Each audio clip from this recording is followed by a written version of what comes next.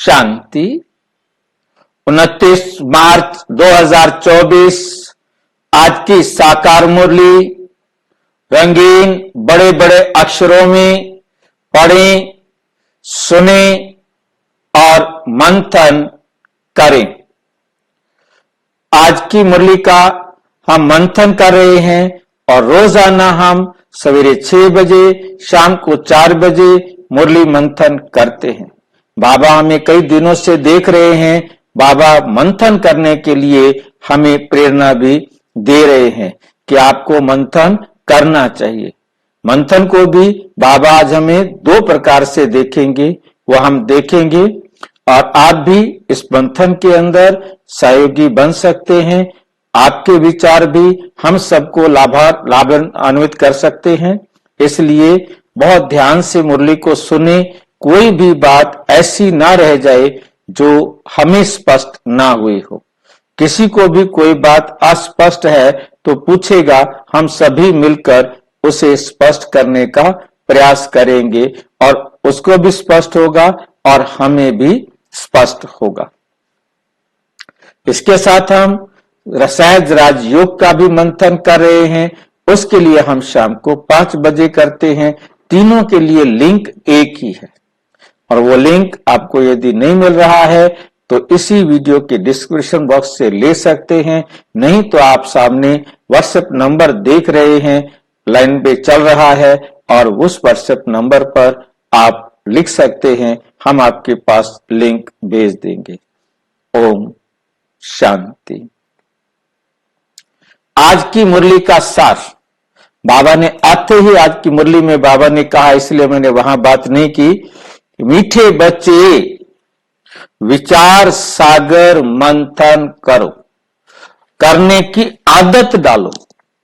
विचार सागर मंथन करने की आदत डालो, संस्कार बन जाए हमारा कि हमने मुरली का विचार सागर मंथन करना है, ज्ञान का विचार सागर मंथन करना है।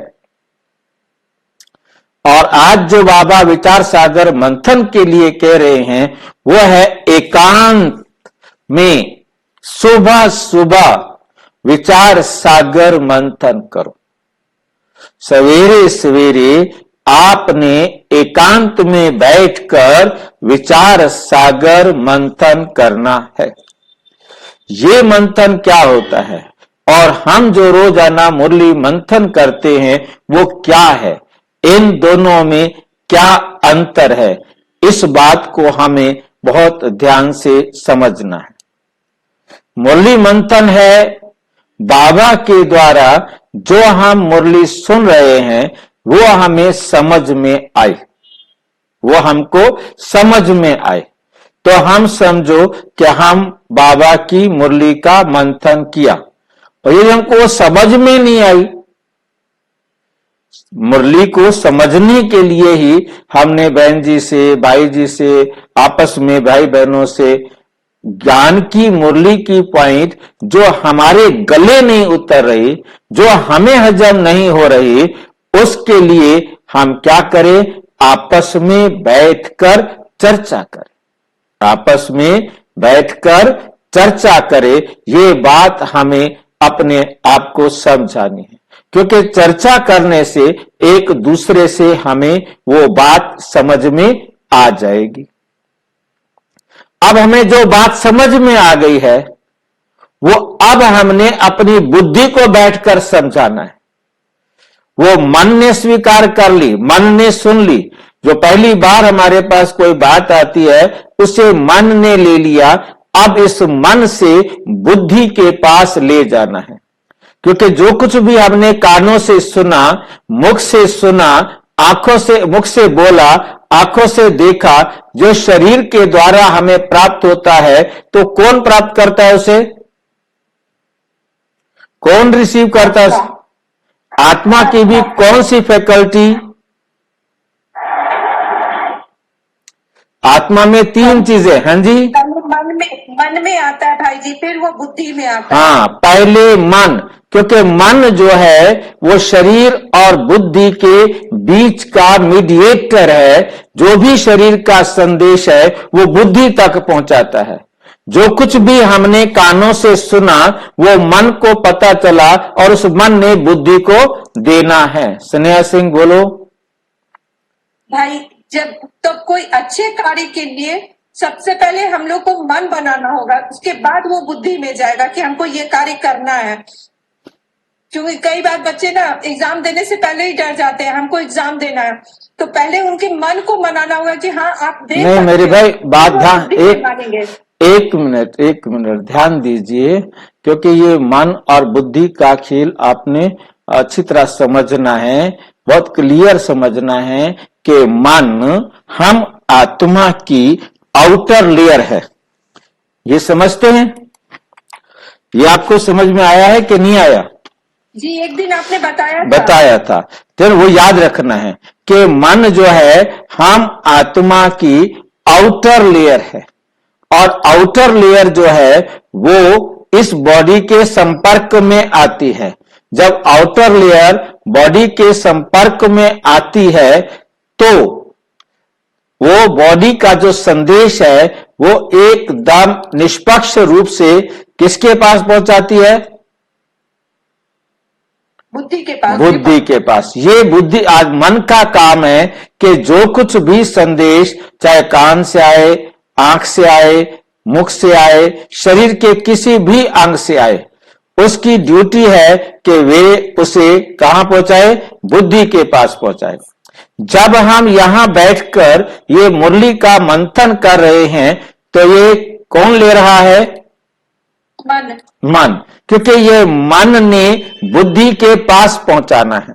इस बात को हमें बहुत अच्छी तरह से पहले खुद समझना है, तब हम संबंध संपर्क में आने वालों को भी बता सकेंगे कि हमारे पास जो आत्मा है उस आत्मा के अंदर तीन चीजें हैं, मन, बुद्धि और संस्कार। मन, ये जो रिंग दिखाई दे रहे हैं ये बाहर ही हैं, ये यहां से जो बॉडी से मैसेज आता है वो बुद्धि तक पहुंचाएगा, और बुद्धि फिर हमें करने के लिए ऑर्डर करेगा। जब हम करेंगे तो हमारा संस्कार बनेगा। ठीक है कि नहीं? बार बार हम उस काम को करेंगे तो वो हमारा संस्कार बनेगा। इस सीक्वेंस को हम अपनी बुद्धि में बहुत अच्छी तरह रखेंगे तो हमें समझ में आसानी से आ जाएगा। तो मन का काम है बुद्धि के पास पहुंचाना। तो पहला काम जो हम यहां बैठकर कर रहे हैं, आप कानों के द्वारा सुन रहे हो, मैं मुख के द्वारा बोल रहा हूं, हम शरीर के द्वारा या आंखों के द्वारा विजुलाइज भी कर रहे हैं कि हाँ ऐसा होगा, तो हम उनको दृश्य भी बनाते हैं। तो ये सारा काम हमारा शरीर का चल रहा है। अब ये बुद्धि तक नहीं पहुंचा है, मन तक पहुंचा है। मन ने बेशक बुद्धि को बताया तो बुद्धि ने कहा ठीक है, इसको वेटिंग रूम में रख दो, क्योंकि उस पर कोई प्रतिक्रिया नहीं की। बुद्धि ने सुना, जैसे हम सारा दिन बहुत कुछ देखते रहते हैं और हमारे पास अब फुर्सत नहीं है उस पर कोई भी प्रतिक्रिया करने की। कुछ ऐसे काम होते हैं जिसके लिए हम तुरंत निर्णय लेते हैं, ये खाओ, नहीं मैंने नहीं खाना, ये नहीं खाएंगे, नहीं ये मैं खाऊंगा। तो मतलब कहने का मतलब बुद्धि ने तुरंत निर्णय दे दिया। अब जैसे इतनी सारी मुरली है, इतनी सारी मुरली में से हम कुछ बातों के लिए तो उसी समय हाँ या ना करते जाते हैं। ये बाबा ठीक कह रहा है, हमें करना चाहिए, करना तो चाहिए, मेरे बस की नहीं है, नहीं हो सकता, मैं नहीं करूं, नहीं हो सकता, कहने तो बाबा कहता ही रहता, क्या करे, सारी बातें थोड़ा मानी जाती हैं, शादी के सारे गीत थोड़ा सच्चे होते हैं, ठीक है बस। तो बोला इस प्रकार से हम कुछ कुछ तो हाँ या ना उस टाइम करते रहते हैं, परंतु बाबा कहते जो कुछ भी सुना उसे आप अमृत वेले बैठकर पुनः रिवाइज करें, पुनः रिवाइज करें। मतलब उस समय कोई गीत सुनने की जरूरत नहीं, कमेंट्री सुनने की जरूरत नहीं, कुछ भी और लेने की जरूरत नहीं। आपने जो पढ़ा है वो आपने अपनी बुद्धि को काम दे देना है। सवेरे बैठकर उसे रिवाइज करे। आज जो बाबा ने ये बात कही है कमाल की बात है। ये जो बात हमारी क्लास के अंदर मंथन हुई है वंडरफुल है। अब मुझे इसी तरीके से करना चाहिए। तो मतलब जब हम अपने साथ बैठकर उस बात को सोचेंगे, विचार करेंगे और अपने जीवन में लाने के लिए बुद्धि को कन्विंस करेंगे और बुद्धि स्वीकार कर लेगी तो वह हमारे जीवन में पहली बार एक्ट में आएगी। समझ गए बात को? तो जो हमारा सवेरे का योग है वो आपको समझ में आ गया, जो कल की जो हमने वीडियो बनाई है और जिसमें आपने देखा, तो उसी आधार पर हमने सवेरे सवेरे बैठकर कानों से, आंखों से कुछ नहीं करना, मुख से कुछ नहीं बोलना, केवल हमने संकल्प से उसका मंथन करना है। ये बात हमें बड़ा अच्छी तरह से स्पष्ट हो गई होगी। सुबह सुबह विचार सागर मंथन करो तो अनेक नई नई पॉइंट्स और नई नई पॉइंट्स बुद्धि में आएंगी और नई नई पॉइंट्स बुद्धि में आएंगी। प्रश्न, बच्चों को अपनी अवस्था फर्स्ट क्लास बनानी है तो किन किन बातों का सदा ध्यान रहे? उत्तर, नंबर 1, बाप जो सुनाते हैं वही सुनो, बाकी इस दुनिया का कुछ भी नहीं सुनो। दुनिया वाले कोई कुछ भी सुनाए वो हमको नहीं सुनना। हमने सिर्फ किसकी बात सुननी है? जो शिव बाबा आकर हमें सुना रहे हैं। संग की संभाल रखो, क्योंकि हम बीके भी आपस में मिलते हैं, पर तो हमारे बीके भी तो सारे बहुत अच्छे हैं। हर एक का पार्ट यूनिक है। जिसका पार्ट बाहिर्मुखी ज्यादा हो, जिसकी पार्ट में हमें ज्ञान की धारणा की कमी दिखाई दे, उसका संग मत करो, क्योंकि उसका संग करेंगे वो हमें भी ले डूबेगा। तो जो अच्छी रीति पढ़ते हैं, धारणा करते हैं, उनका ही संग करो तो अवस्था फर्स्ट क्लास हो जाएगी। कई बच्चों की अवस्था को देख बाबा को ख्याल आता है कि ड्रामा में कुछ परिवर्तन हो जाए, परंतु फिर कहते ये भी राजधानी स्थापन हो रही है। बाबा देखते कि बच्चों में को हम कुछ ड्रामा में परिवर्तन करें, ये बच्चे हर कल्प जो है प्रजा में चले जाते हैं, सुधर नहीं पाते हैं, तो फिर बाबा साथ में कहते हैं ये भी राजधानी स्थापन हो रही है, क्योंकि वहां प्रजा भी चाहिए, नौकर चाकर भी चाहिए, दास दासियां भी चाहिए, साहूकार भी चाहिए, हर एक प्रकार का चाहिए। तो इसलिए हर एक उतना ही सुधरेगा जितना कल्प पहले सुधर कर उसने अपनी पोजीशन को प्राप्त किया था। मतलब बाबा भी कुछ नहीं कर सकता, बाबा किसी के रोल को परिवर्तन नहीं कर सकता। ये बात बाबा हमें बहुत क्लियर समझा रहे हैं। ओम शांति। एक ही बेहद का बाप बेहद के बच्चों को बैठ समझाते हैं, वह पढ़ाते हैं, बाकी मनुष्य जो कुछ पढ़ते सुनते हैं वो तुमको सुनना पढ़ना कुछ भी नहीं। हमने कल तो चर्चा किया था कि सुनना देखना नहीं, ठीक नहीं, और पढ़ना भी नहीं, पढ़ना कुछ भी नहीं, कोई किताब नहीं पढ़नी। आज बाबा स्ट्रिक्टली मना कर रहे हैं। कोई दुनिया की पुस्तक, दुनिया की बातें, इधर उधर की बातें नहीं सुननी है, क्योंकि ये तो समझ गए हो, ये तो समझ गए हो। एक ही ये ईश्वरीय पढ़ाई है, एक ही ये ईश्वरीय पढ़ाई है जो अभी तुम्हें पढ़नी है, जो अभी तुम्हें ही पढ़नी है। तुमको सिर्फ एक ईश्वर से ही पढ़ना है। बाप जो पढ़ाए, बाप जो पढ़ाए सिखाए, ओरली पढ़ना है। हमने कोई कॉपी किताब, बाबा किताब नहीं उठाते, हमें भी कोई किताब नहीं उठानी, हमने ओरली पढ़ना है। हमने मौखिक ही सुनना है। ओरली माना होता है मौखिक, ओरली अंग्रेजी का शब्द है, ठीक है। ओरली माना होता है मुख से, केवल मुख से हमें सुनना है, मौखिक ही पढ़ना है, हमें कोई लिखना करने की जरूरत नहीं। वो तो अनेक प्रकार की किताबें लिखते हैं। दुनिया वाले तो अनेक प्रकार की पढ़ाई में एडमिशन लो किसी क्लास में, अनेक प्रकार की किताबें लिखते हैं जो सारी दुनिया पढ़ती है। कितनी ढेर किताबें पढ़ते हैं, सिर्फ तुम बच्चे ही कहते हो एक से ही सुनो और वही औरों को सुनाओ, क्योंकि उनसे जो कुछ सुनेंगे उसमें ही कल्याण है, उसमें ही कल्याण है। बाकी ढेर किताबें हैं, नई नई निकलती रहती हैं। तुम उनको ही राइटियस तो एक बाप ही सुनाते, तुम जानते हो राइटियस तो एक बाप ही सुनाते हैं। बस उनसे ही सुनना है और किसी से नहीं सुनना।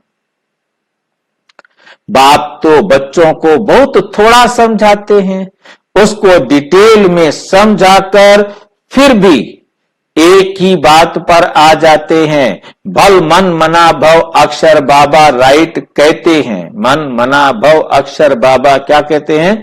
राइट कहते हैं। परंतु बाबा ने ऐसे कहा नहीं है, परंतु बाबा ने ऐसे कहा नहीं है। बाप तो कहते हैं अपने को आत्मा समझ मुझ एक बाप को याद करो, मुझ एक बाप को याद करो। और सृष्टि के आदि मध्य अंत का ज्ञान जो सुनाता हूं वह धारणा करो, ये भी तुम जानते हो। हम जो देवी देवता बनते हैं वही फिर वृद्धि को पाते हैं। बच्चों को मूल वतन भी याद है, फिर नई दुनिया भी याद है। मूल वतन भी याद है बच्चों को और नई दुनिया भी याद है। पहले है ऊंचे ते ऊंचा बाप, फिर ये नई दुनिया जिसमें ये लक्ष्मी नारायण ऊंचे ते ऊंच राज्य करने वाले हैं। चित्र तो जरूर चाहिए, बाबा कहते चित्र तो जरूर चाहिए, तो वे बाकी निशानी रह गई।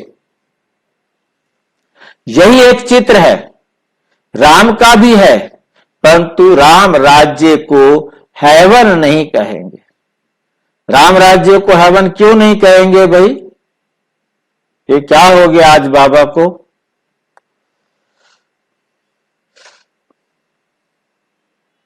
राम राज्य को हेवन क्यों नहीं कहेंगे? 2 कला कम हो गई ना, 14 कला रह गई। ये राम तो त्रेता में आते हैं ना। अच्छा, ये राम त्रेता वाला है, तो शिव बाबा को भी तो राम कहते हैं। राम राज्य सतयुग को भी तो कहते हैं।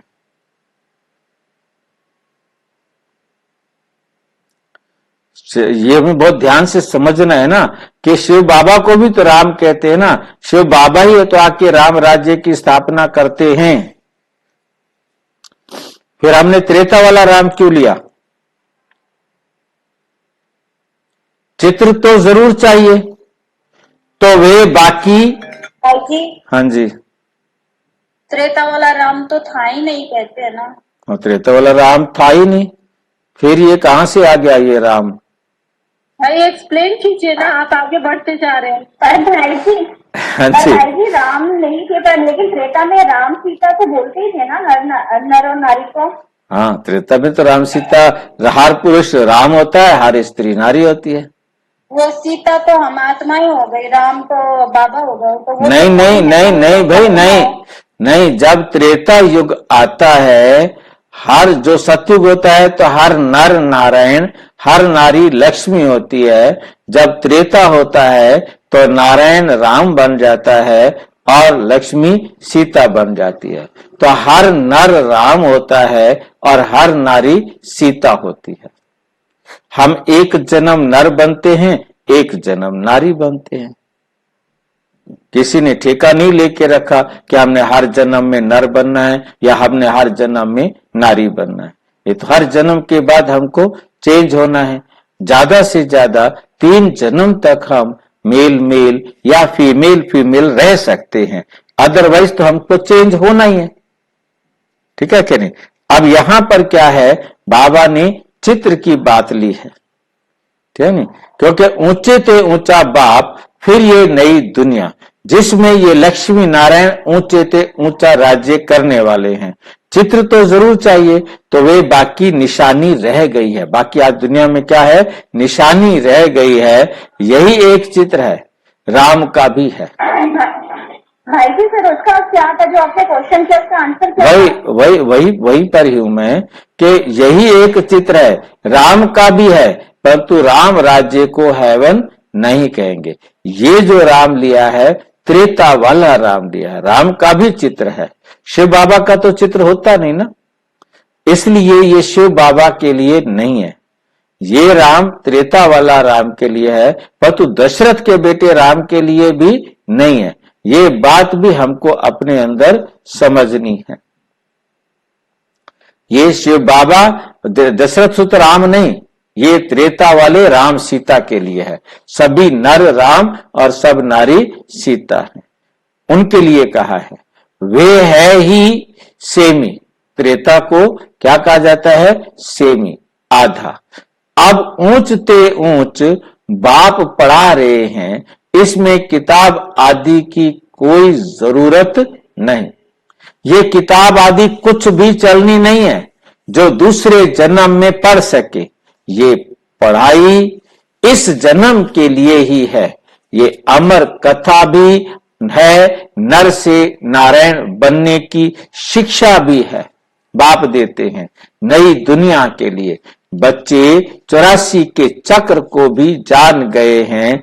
ये पढ़ाई का समय है, बुद्धि में मंथन चलना चाहिए, तुमको औरों को भी पढ़ाना है।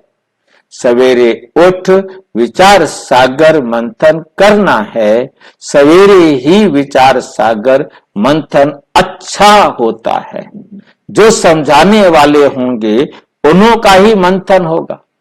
जिनको समझाने का होता है ना, अभी आज मैंने क्लास में समझाना है, उनकी बुद्धि सवेरे जरूर चलेगी, क्योंकि उनको रहता है क्या टॉपिक्स दिया जाए, किस टॉपिक पर बात करें, क्या समझाएं, इसको कैसे समझाना है, मेरे को समझ में आएगा तब मैं आगे समझा सकूंगा।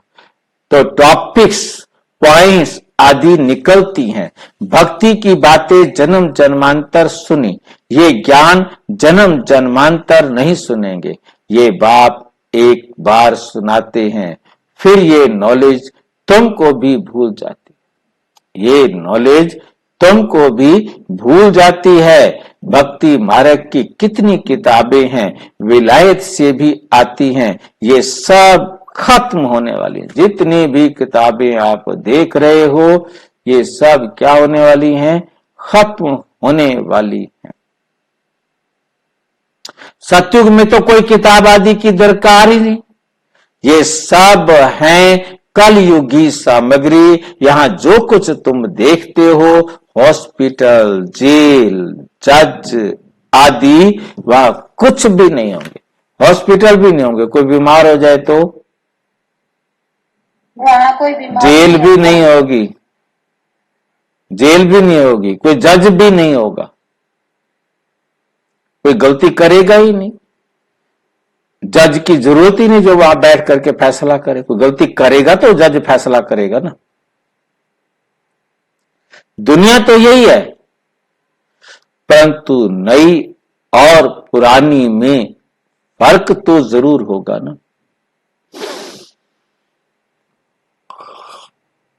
उनको कहा जाता है स्वर्ग, वही दुनिया फिर बन जाती है नर्क। मोक्ष से कहते हैं फलाना स्वर्गवासी हुआ, सन्यासी के लिए कहेंगे ब्रह्म में लीन हुआ, या कहेंगे निर्वाण गया। अब ये तीनों बातें दुनिया वाले जानते ही नहीं कि स्वर्गवासी हुआ। स्वर्ग कहां है ये पता ही नहीं, स्वर्ग का पता ही नहीं। कितनी कमाल की बात है, उन्हें स्वर्ग के बारे में कुछ नहीं पता। ब्रह्म में लीन हुआ, ये भी नहीं जानते कि आत्मा कभी किसी में लीन नहीं हो सकती। हम प्रेम में लीन हो सकते हैं, मस्त हो सकते हैं, परंतु हम किसी आत्मा में लीन नहीं हो सकते। आत्मा में नहीं समा सकते। आत्मा आत्मा में घुस नहीं सकती। आत्मा आत्मा के पास बैठकर शरीर का प्रयोग कर सकती है, परंतु ऐसे घुस नहीं जाएगी कि आत्मा में घुस जाए दूसरी आत्मा। आत्मा आत्मा के साथ रह सकती है, परंतु आत्मा आत्मा में घुस नहीं जाती।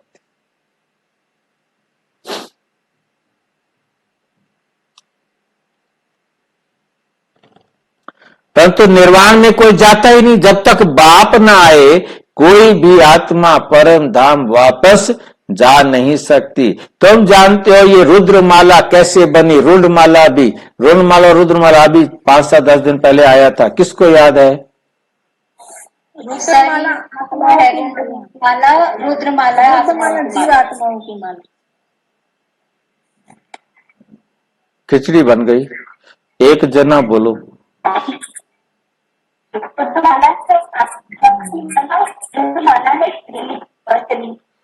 नहीं, आपकी भी भाविका की आवाज भी स्पष्ट नहीं है। खिचड़ी एक मिनट कृष्ण, ऐसे ना हाथ खड़ा किया अगर मैं नाम बोल दूंगा। ऐसे खिचड़ी बता देते हैं ना तीनों, तो ऐसे कृष्णा भाई बोलो। रुद्रमाला में आत्माएं आती हैं। रुद्रमाला जीव आत्माओं की माला। हाँ, ये हमें समझना है कि रुद्रमाला में आत्माओं की माला है। सारी आत्माएं शिव बाबा के गले का हार है। रुंडमाला सारी शरीरधारी आत्माएं भी रुंडमाला शिव बाबा की ही होती है, क्योंकि रुंड का मतलब है शरीर, रुंड का मतलब है। इसीलिए वो क्या करते हैं, सिर काट के दिखा देते हैं काली के गले में डाली हुई माला। वो रुंड होते हैं, रुंड सिर को बोल देते हैं, तो शरीर को पूरे को कहां डाले किसी के अंदर। तो वास्तव में सारी आत्माएं जो भी जहां जन्म लेती हैं वो सारे की सारी रुद्र के गले का हार बनती हैं। तो सारे शिव बाबा के ही बच्चे ना। जीव आत्माएं भी शिव बाबा को अपना बाप स्वीकार करती है ना। रुंड माला भी है, विष्णु की राजधानी की माला भी है। विष्णु की माला कौन सी है? सतयुग में जाने वाली आत्माएं। हाँ, वैजंती माला। सतयुग में तो सारी आत्माएं जाएंगी, परंतु वैजंती माला को कहा जाता है विष्णु की राजधानी की माला बनती है। अब माला के राज को तुम बच्चे ही जानते हो। नंबरवार पढ़ाई अनुसार ही माला में पिरोए जाते हैं। पहले पहले ये निश्चय चाहिए, ये ईश्वरीय पढ़ाई है, वो सुप्रीम बाप और सुप्रीम शिक्षक भी है। तुम्हारी बुद्धि में जो ज्ञान है वही औरों को देनी है। आप समान बनाना है, विचार सागर मंथन करना है। अखबारें भी सवेरे निकलती हैं, वो कॉमन बात है। ये तो एक एक बात लाखों रुपए की, एक एक बात लाखों रुपए की है। कोई अच्छी तरह समझते हैं, कोई कम समझते हैं, और समझने और समझाने के लिए के अनुसार ही फिर नई दुनिया में पद मिलता है। 1 लाख की एक बात किसको मालूम है? 1 लाख रुपए की एक बात किसको मालूम है? नहीं। एक राज्य में एक व्यापारी आया, उसने वहां पर घोषणा कर दी, या वो कहता फिरता था कि 1 लाख की एक बात, 1 लाख की एक बात। कौन खरीदे 1 लाख की एक बात? और उस जमाने में 1 लाख रुपया दुनिया में इकट्ठा न कर सके कोई। तो उस समय राजा के पास संदेश गया कि एक व्यापारी आया हुआ है, कहता है 1 लाख की एक बात। तो अब कोई खरीद ही नहीं रहा उससे। तो राजा ने कहा चलो जाओ एक बात खरीद के ले आओ उससे। 1 लाख की बात है, हमारे देश में आया है। अब वो गया, उससे एक बात, मंत्री गया और 1 लाख की एक बात खरीद के लाया। पर्ची दे दी उसने, आकर के राजा, पर्ची मंत्री ने राजा को दे दी। अब उस पे लिखा हुआ था पहले सोचो फिर करो। ये लो जी, 1 लाख रुपए में ये कोई बात है? पहले सोचो फिर करो। अब वो 1 लाख रुपए, भाई इसमें भी गूढ़े रहस्य, पहले सोचो फिर करो। हाँ, इतनी सी बात तो सारे जानते हैं ना। अब राजा ने कहा ठीक है, चलो 1 लाख की एक बात है, इसको ऐसा करो, बड़ा बड़ा मेरे कमरे में लिखवा के लगा दो। अब वहां लगा दिया गया। अब उसका जो राजवेद था वो उन्हें दवाई देने के लिए आया और उसकी निगाह उसके ऊपर गई और उसके हाथ कांपने लगे और वो दवाई गिर गई। दवाई गिर गई राजा के सामने, ये तो एक बहुत बड़ा वो इंसल्ट वाली बात होती है। क्षमा मांगने लगा, बोले क्या बात है, पहले मेरे जीवन दान दें तो मैं बात बताऊं। राजा ने कहा ठीक है भाई, क्योंकि जीवन का दान मांगा है तो कहा कि ऐसा है कि मैं आपको जहर देने के लिए आया था। मैं आपको कई दिनों से स्लो पॉइजन दे रहा था, क्योंकि मंत्री ने मेरे को कहा था, महामंत्री ने, कि भी है ना आप राजवेद को धीरे धीरे कि तुम राजा को स्लो पॉइजन देना शुरू करो, धीरे धीरे राजा मर जाएगा और मैं राजा बन जाऊंगा, तेरे को राजवेद के साथ साथ महामंत्री बना दूंगा। और मैंने सोचा जो इतने अच्छे राजा का नहीं हुआ वो मेरा क्या बनेगा। तो इसलिए उसने जो है ना, मैंने ये जो पढ़ा तो इसको पढ़ने से मेरे को आया कि पहले मैं सोचूं और फिर जो है मैं बताऊं तो करूं। तो उसने सोच करके किया तो आज राजा की जीवन जो है ना बच गई। तो राजा को लगा कि वाक्य में ही ये 1 लाख की एक बात है नहीं। जब उसका कोई फायदा हुआ, नहीं होती बात तो आज मेरी मौत हो जाती ना। सुनीता कटारिया क्या पूछ रहे हैं? भाई आवाज नहीं आ रही बिल्कुल भी। आवाज आपके पास नहीं आ रही है? आपके मोबाइल का दोष होगा भाई, क्योंकि बाकी माइक में नहीं आ रही। माइक में नहीं। तो माइक हिल गया होगा ना कहीं से, तार तोड़ तो है ना, उसके कारण होगा। पता नहीं भाई, सब भाई बहन ऐसे ही बैठे हैं, कह रहे हैं हमें सुनाई नहीं दे रहा। देख लो भी, मैं तो क्या बताऊं, आवाज माइक को, इसको मोबाइल की आवाज तेज करके पास में रख के देख लो। अब मोबाइल की तो फुल है भाई। मोबाइल की आवाज आ रही है ना? हाँ मोबाइल की तो आ रही। तो थोड़ा सा नजदीक होके बैठ जाओ, मैं सवेरे फिर माइक को चेक करूंगा। ठीक है भाई, कुछ पंखे की आवाज हो जाती है, बंद करके चलो। अच्छा, तो हमें क्या करना है कि 1 लाख की एक बात हमें समझ में आई। और ये भी बात किया ना कि जब तक हम किसी बात को महत्व नहीं देते तो उसकी वैल्यू खत्म हो जाती है।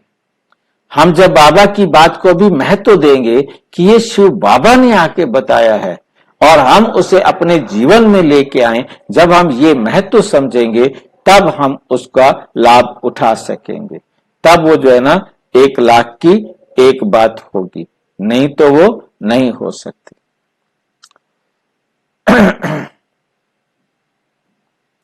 दुनिया में पद मिलता है, कैसे पद मिलता है, किस आधार पर मिलता है? समझने और समझाने के अनुसार ही फिर नई दुनिया में पद मिलता है। जितना अच्छी तरह समझेंगे और दूसरों को समझाएंगे।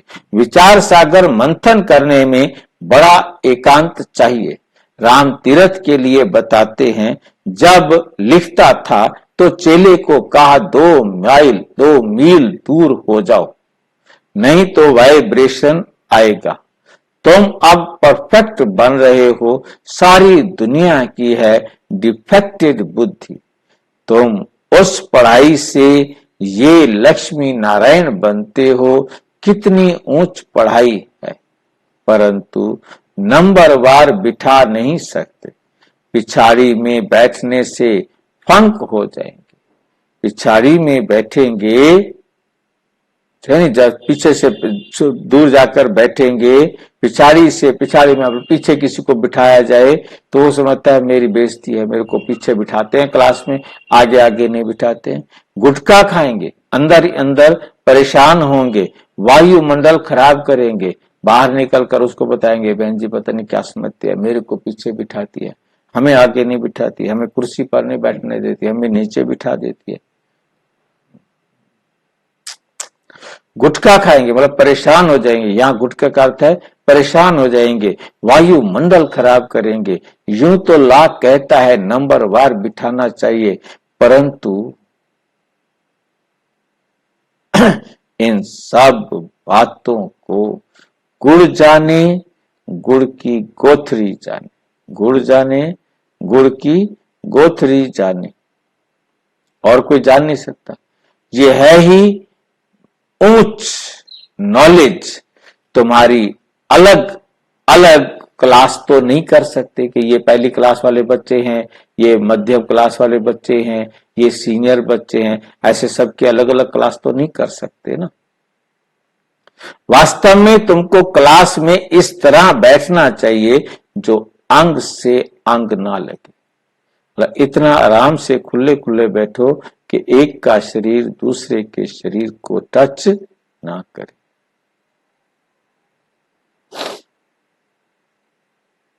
माइक तो दूर भी आवाज सुन सकते हैं ना, माइक पर तो दूर भी आवाज सुन सकते हैं। बाप कहते हैं इस दुनिया का तुम और कुछ भी ना सुनो ना पढ़ो, उन्हों का संग भी ना करो, उन्हों का संग भी ना करो। जो अच्छी तरह पढ़ते हैं उनका ही संग करना चाहिए। जहां सर्विस, जहां अच्छी सर्विस है, जैसे म्यूजियम आदि हैं, तो वहां बहुत तीखी और योग युक्त बच्चियां चाहिए। ये म्यूजियम कौन सा है? म्यूजियम आदि हैं, और जहां पर प्रदर्शनी वगैरह लगी होती है वहां समझाने वाला बाबा कहते हैं अच्छे चाहिए, तीखे चाहिए, योग युक्त बच्चियां चाहिए, जो बाबा की श्रीमत के अनुसार काम करने वाली बच्चियां हैं। ऐसी बच्चियां चाहिए। ये भी बाप समझाते हैं ड्रामा बना हुआ है। कभी कभी बाबा सोचते हैं कुछ ड्रामा में चेंज हो जाए। क्यों सोचते हैं बाबा ड्रामा में चेंज हो जाए? क्योंकि इन बच्चों को भाग्य अच्छा नहीं बन रहा, इनका भाग्य अच्छा बन जाए। बच्चों की अवस्था को देख ख्याल आता है, बच्चों की अवस्था को देखकर ख्याल आता है कि कुछ चेंज हो जाए। हाँ जी,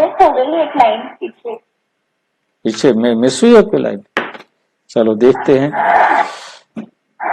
मेरा बाबा कहते हैं कि बाबा कुछ हो जाए, चेंज हो जाए, परंतु चेंज हो नहीं सकता। ये बना बना इस लाइन को फिर से एक्सप्लेन कर दीजिए, मैं समझ नहीं आ रहा है। बाबा ने कहा कि ये ड्रामा बना हुआ है। कभी कभी बाबा सोचते हैं कुछ ड्रामा में चेंज हो जाए, कि जो बाबा के बच्चे हैं इनका पुरुषार्थ अच्छा नहीं चल रहा, इनको ड्रामा में चेंज कर दूं, परंतु बाबा कहते चेंज हो नहीं सकता, क्योंकि जो उनका पार्ट है उन्होंने वही बजाना है। आगे स्पष्ट कर दिया कि ये बनाया खेल है। जो कुछ भी जिस आत्मा ने किया है या कर रहा है, ये उसका पार्ट है। बच्चों की अवस्था को देख ख्याल आता है कुछ चेंज हो जाए। कितने समय से ज्ञान में आ रहे हैं, परंतु इनमें सुधार नहीं आ रहा है। तो बाबा कहते हैं कि सुधार नहीं आ रहा है तो उनका पार्ट है ना, कुछ चेंज हो जाए। क्या ऐसे ऐसे स्वर्ग में चलेंगे? फिर ख्याल आता है स्वर्ग में तो राजधानी चाहिए, अमीर भी चाहिए, गरीब भी चाहिए, प्रजा भी चाहिए, दास दासियां भी चाहिए। तो कोई दास दासियां, कोई चंडाल भी तो बनेंगे ना। यदि सारे के सारे अब पढ़े तो सारे के सारे फिर तो राजा बनेंगे, फिर चंडाल और दास दासियां कौन बनेंगे? सतयुग में ही भाई। हाँ जी, हाँ जी, भाई जी, जो सतयुग में चंडाल भी होते हैं? हाँ, सतयुग में चंडाल होते हैं ना। जब कोई मरेगा वहां भाई पूछ रहे थे डिग्री के लिए, तो सबसे लोअर डिग्री तो चंडाल की हुई ना, दास दासियों की तो नहीं हुई। हाँ, सबसे लोअर डिग्री चंडाल की कहो, किसी की कहो, वहां लोअर वैसे किसी कोई होता नहीं है। जब एक्टर ही होते हैं। चंडाल का काम होता है जो वहां शरीर छोड़ेंगे उनके शरीर को अंतिम संस्कार करने वाले भी चाहिए ना भाई। तो उन लोग का भी मतलब आत्मिक स्वरूप ही में रहते होंगे, उनको भी मतलब कलयुग और द्वापर से तो अच्छा ही है, त्रेता से तो अच्छे होंगे क्योंकि वो सतयुग में आए। हाँ, 9 करोड़ में आए, 9 लाख में आ गए। हाँ, 9 लाख में आए, तो वो तो त्रेता से भी अच्छे होंगे। नो डाउट, इसमें कोई शक नहीं है। तो यही बात समझनी है ना भाई, जैसा जैसा पुरुषार्थ किया उन्होंने अपने आप को काफी सतो प्रधान बनाया, परंतु उन्होंने कुछ इस प्रकार की सेवाएं ले ली। जब किसी से कोई सेवा लेंगे तो उनको सेवा देनी पड़ेगी ना, चाहे वो दास दासियां कौन बनेंगे वहां जाकर। सेवा लेंगे। जो आप सेवाएं ले रहे हैं वो फिर वहां जाकर सेवा करेंगे ना। हाँ जी। भाई जी, सेवा लेने का मतलब क्या होता है? जैसे कोई जैसे मेड से काम करा या मतलब क्या होता है, समझ नहीं आया। मेड नहीं, जैसे मान लो कि कोई दीदी है और वो महारानी बनकर अब बैठी है और भाई बहनों से जो सतो प्रधान है ना उनसे बात होगी ना, अब उनसे वो अब सेवाएं। ग्रांटेड ले रहे हैं, हाँ जी, मतलब हमें फॉर ग्रांटेड ले रहे हैं, हमें यूज कर रहे हैं। हाँ, तो हमें यूज कर रहे हैं तो फिर वो हमारे को सेवा देंगे कि नहीं देंगे, चाहे वो माँ। वो तो उनकी बात हो गई, और हमारे लिए भाई आप यदि लाट साहब बन के बैठ जाओ, बाकियों से काम करवाओ, तो आपको जिनसे सेवा लो, चाहे वो दुनिया वाली सेवा भी लोगे तो आप चाहे त्रिकालयुग में भी लोगे, तो जिनसे अब आप सेवा लोगे तो कलयुग में जाके उनकी सेवा करोगे ना।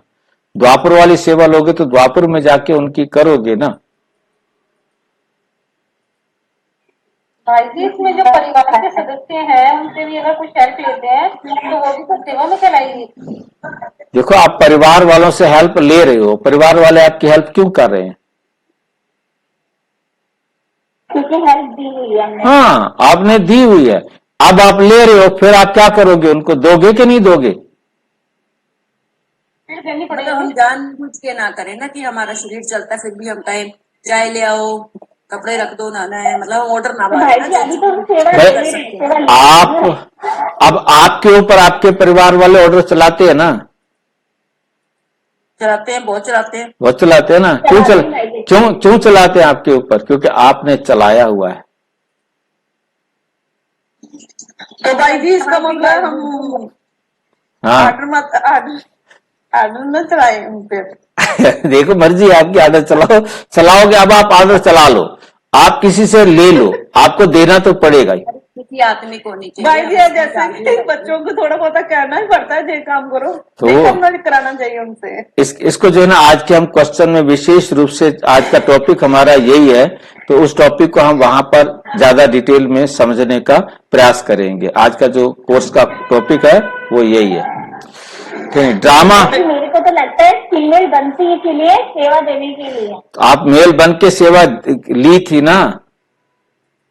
नहीं होगी तभी दे रही हूँ। हाँ, मतलब ऐसा है कि ये कोई जरूरी नहीं है कहीं फीमेल सेवा ले रही है कहीं मेल सेवा ले रहे हैं, वो इसका कोई मतलब नहीं। कहीं सास सेवा ले रही है, कहीं सास भी बहुओं की सेवा कर रही है, और नखरे और उनके बहुओं के चलते हैं।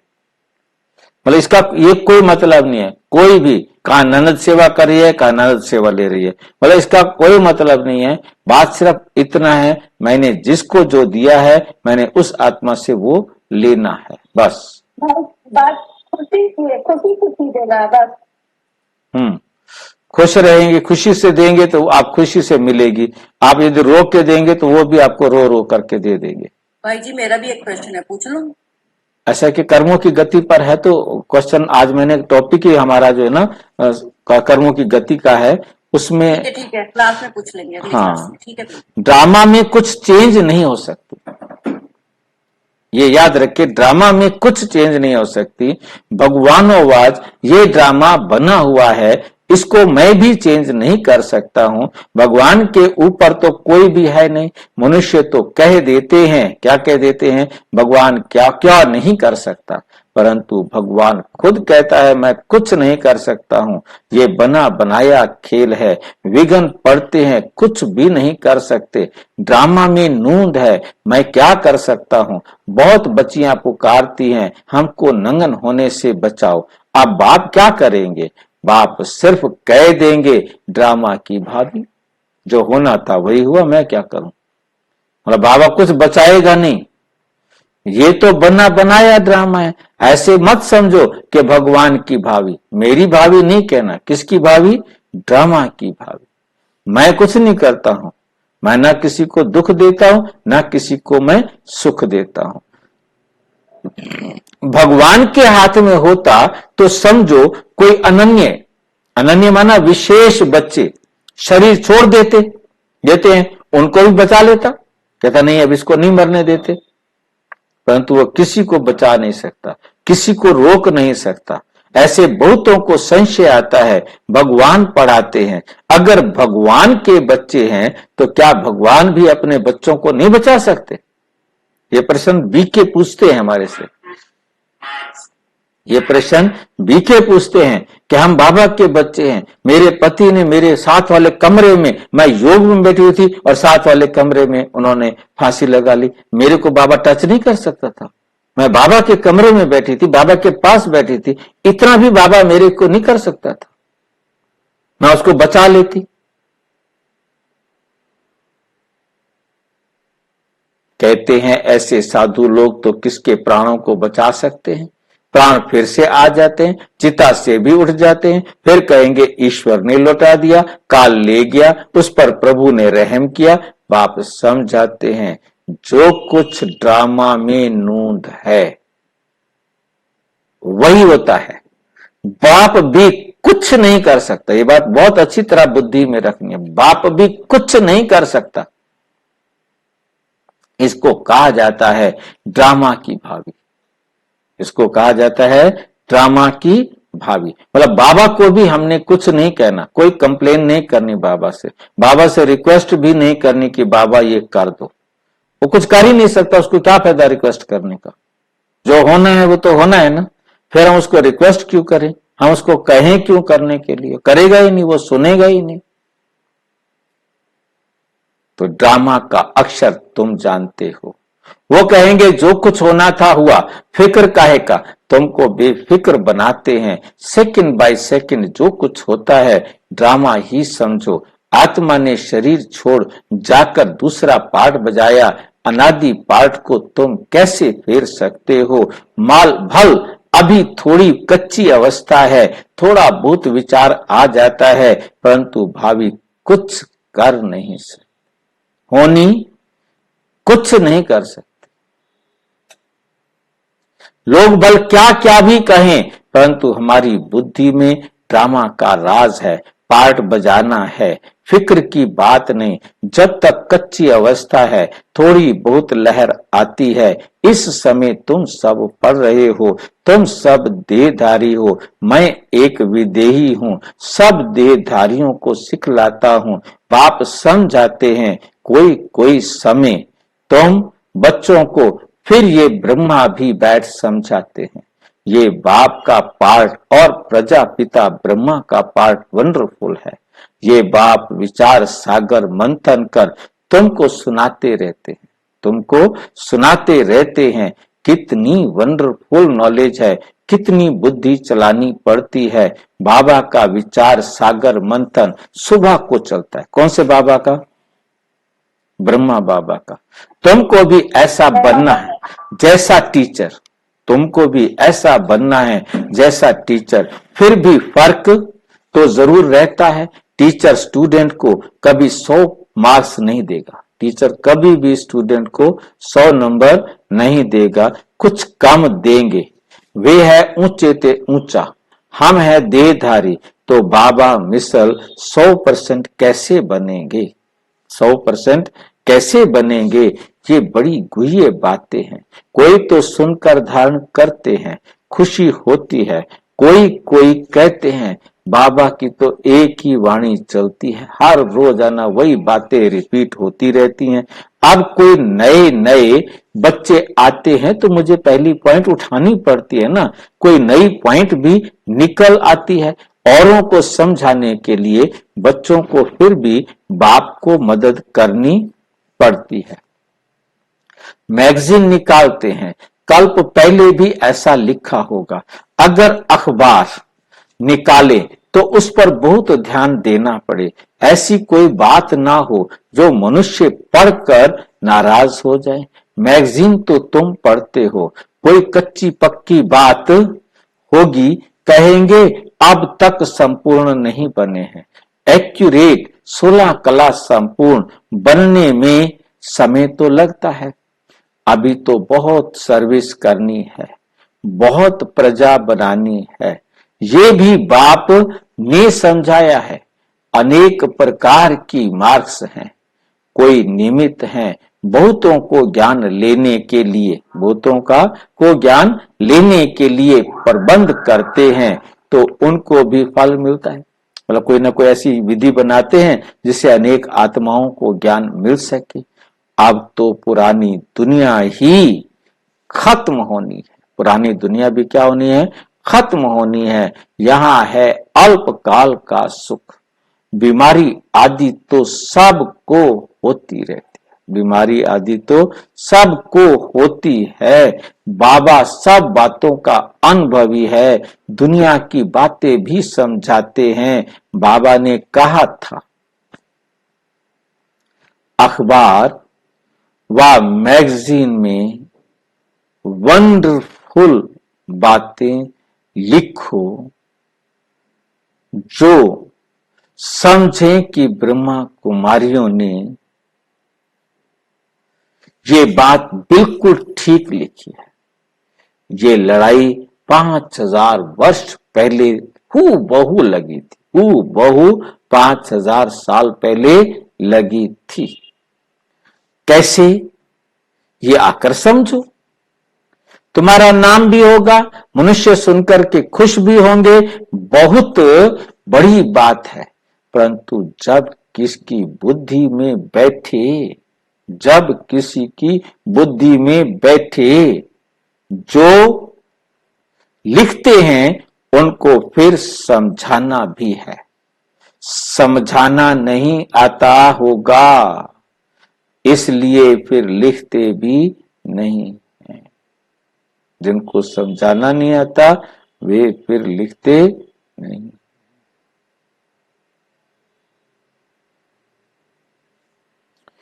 अच्छा, मीठे मीठे सिक्की लधे बच्चों प्रति माता पिता बाप दादा का याद प्यार और गुड मॉर्निंग।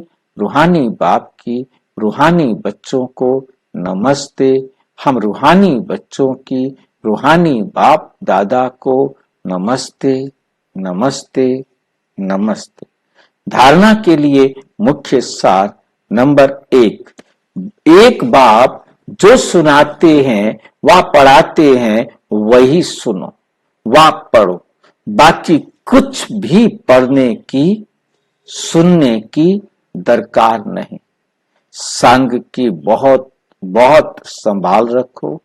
सवेरे सवेरे एकांत में बैठ विचार सागर मंथन करो, विचार सागर मंथन करो। ठीक है। ड्रामा की भावी निश्चित बनी हुई है, इसलिए सदा बेफिक्र बादशाह भाव, बेफिक्र बादशाह हर प्रकार से बाबा कहते समझो। किसी भी, इसलिए सदा बेफिक्र रहो, किसी भी बात में संशय मत उठाओ। लोग भल क्या भी कहेंगे लेकिन तुम ड्रामा पर अटल रहो। वरदान अथॉरिटी बन, समय पर सर्व शक्तियों को। एक मिनट, वहां पे लास्ट में जो बाबा ने कहा कि लोग कुछ भी कहें फिर भी तुम ड्रामा पर अटल रहो। हाँ, इसको जो लोग कुछ भी कहते रहे, कुछ भी, तुम ऐसे क्यों क्या वैसे, समझ रहे हैं कि ये जो बोल रहे हैं इनका पार्ट है। हमने अपना बाबा के ड्रामा के अनुसार जो श्रीमत मिली है हमने उस पर चलना है, हमने ड्रामा अनुसार करना है, हमने अपनी बाबा की श्रीमत के अनुसार करना है, क्योंकि ड्रामा में वही है। हम जो करेंगे वही ड्रामा में नूंद हो जाएगा, क्योंकि हम ड्रामा अनुसार ड्रामा पर अटल रहे कि ड्रामा में जो कुछ भी मैंने करना था वही मैंने किया। ओम शांति भाई जी, नूंद हो जाएगा तो नूंद ही है, नूंद ही है। नूंद तब होगा क्योंकि प्रेजेंट के लिए नूंद है नहीं कहेंगे, जब हो जाएगा तब नूंद है कहेंगे। वैसे नूंद ही है, जो होना है वो होना ही है। हाँ, होना वही है, परंतु हमें पता तो नहीं है ना। ठीक है भाई। तो हम प्रेजेंट में उसे बाबा की श्रीमत के अनुसार करें या राक्षस की मत के अनुसार करें, पर मत के अनुसार करें, मन मत के अनुसार करें, वो हमारी मर्जी है ना। जो हम कर देंगे वही नूंद हो जाएगा, वही हर कल्प होगा। इसलिए ड्रामा पर अटल रहो। वरदान, अथॉरिटी बन समय पर सर्व शक्तियों को कार्य में लगाने वाले मास्टर सर्वशक्तिवान भव। मास्टर सर्वशक्तिवान भव। सर्वशक्तिवान बाप द्वारा जो सर्व शक्तियां प्राप्त हैं, वो जैसी परिस्थिति, जैसा समय, जिस विधि से आप कार्य में लगाने चाहो, वैसे ही रूप से ये शक्तियां आपके सहयोगी बन सकती हैं। इन शक्तियों को व प्रभु वरदान को जिस रूप में चाहो वे रूप धारण कर सकती हैं। अभी अभी शीतलता के रूप में, अभी अभी जलाने के रूप में, सिर्फ समय पर कार्य में लगाने की अथॉरिटी बनो। जलाने के रूप में यानी मतलब कभी अभी, मतलब जैसे क्या होता है ना कि शीतलता, अभी अभी शीतलता के रूप में और अभी अभी जलाने के रूप में, सिर्फ समय पर कार्य में लगाने की अथॉरिटी बनो। मतलब हमने समय पर जो भी करना है ना, और जैसे हमारे कोई संस्कार हैं जिनको हमने शीतल बनाना है या उनको हमने खत्म करना है, जिस रूप में चाहो वे रूप धारण कर सकते हो, क्योंकि वर्तमान आपके हाथ में है। इन शक्तियों को व प्रभु वरदानों को जिस रूप में चाहो वे रूप धारण कर सकती है। और जो बाबा ने हमें शक्तियां दी हैं, उन शक्तियों को हम अपने जीवन में जैसे भी उपयोग करना चाहते हैं उपयोग कर सकते हैं। मतलब अभी अभी हम शीतल रूप बनना चाहे तो शीतल बन जाए, और अभी अभी हमने जलाने के रूप में, हम क्रोध के रूप में आना चाहें, आग के रूप में आना चाहें, सिर्फ समय पर कार्य में लगाने की अथॉरिटी बनो। अपने गुणों को, अपनी शक्तियों को समय पर किस प्रकार से अप्लाई करते हैं वो आप बनो। सिर्फ समय पर कार्य में लगाने की अथॉरिटी बनो। ये सर्व शक्तियां तो आप मास्टर सर्वशक्तिवान की सेवाधारी हैं। स्लोगन है, स्व पुरुषार्थ व विश्व कल्याणकारी। विश्व कल्याण के कार्य में यहां जहां हिम्मत है वहां सफलता हुई ही पड़ी है, वहां सफलता हुई ही पड़ी। अच्छा, ओम शांति। और विस्तार से जानने के लिए प्रजापिता ब्रह्मा कुमारी ईश्वरीय विश्वविद्यालय के किसी भी सेवा केंद्र पर संपर्क करें। और यदि कोई प्रश्न है तो 9213106986 पर केवल टेलीग्राम करें। 9650692270 पर केवल व्हाट्सएप करें।